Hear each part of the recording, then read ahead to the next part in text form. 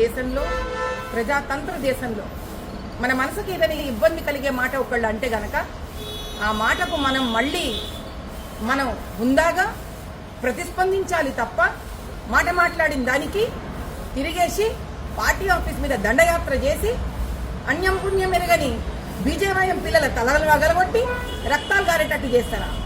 నేను ఒకటే మాట అడుగుతా ముఖ్యమంత్రి గారిని, రేవంత్ రెడ్డి గారు, మరి సమాంతం మీద కమెంట్ చేసిన మీ పార్టీ స్త్రీ మనుషులు ఎవరి తలలు వగలగొట్టిండ్రు? మీ కాంగ్రెస్ కార్యకర్తలు ఏ కాంగ్రెస్ పార్టీ మీద దండయాత్ర చేసిండ్రు అంటే అప్పుడు వినిపించలేదా మీకు? దీనికి ముఖ్యమంత్రి సమాధానం చెప్పి తీరాలి.